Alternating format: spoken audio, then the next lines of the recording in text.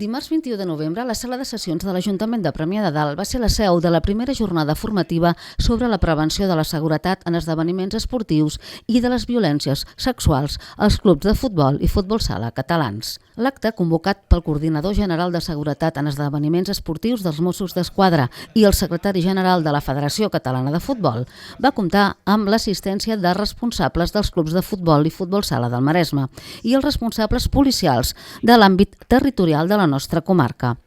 L'alcalde, Josep Triadó, va donar pas als diferents participants i va manifestar la satisfacció que Premià de Dalt fos el municipi acollidor d'aquesta jornada que aborda temes que tant preocupen actualment dins de l'àmbit esportiu, especialment el futbol. És un plaer i un honor per Premià de Dalt tenir aquesta primera xerrada de seguretat en el món de l'esport, adreçada als clubs davant el repunt de qualsevol tipus de violència, tant sexual, racisme o física, i bé, posar el nostre granet de sorra com a Ajuntament perquè tant el nostre poble, com la nostra comarca, com el nostre país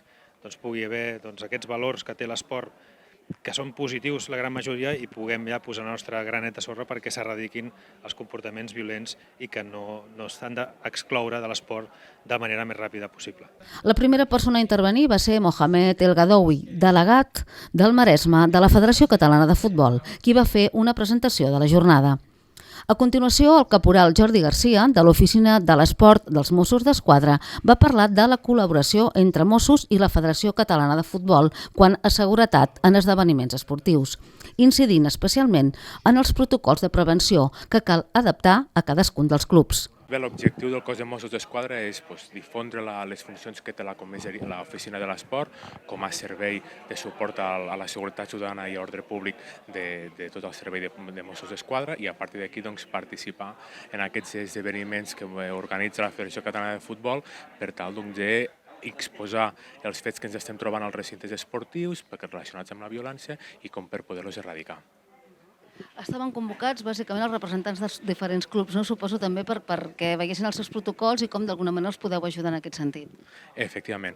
estem parlant ja des de la violència, qualsevol tipus de violència, des de la violència sexual, que és el que s'ha treballat més en aquesta jornada d'avui, com ja la violència, racisme, tolerància i xenofòbia que puguem tenir. Tot seguit va ser el sergent Enric Montal, de l'Oficina de Relacions amb la Comunitat de la Comissaria de Pineda de Mar. Ell va informar dels tipus d'infraccions sexuals de les primeres intervencions davant de les violències sexuals, de les denúncies i, sobretot, de les mesures preventives.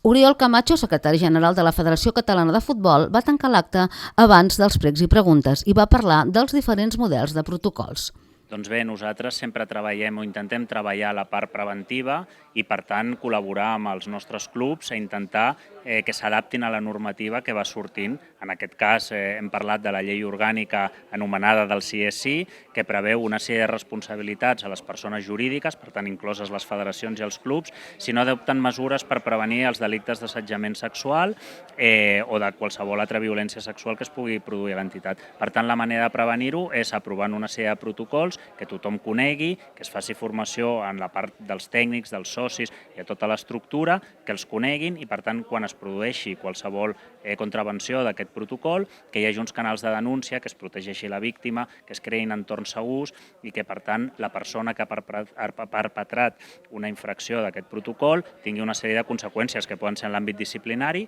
o inclús si han sigut més greus en l'àmbit penal o administratiu. Finalment, els assistents, bàsicament representants dels clubs, van fer consultes i expressar dubtes que van ser aclarits pels diferents ponents participants a la jornada.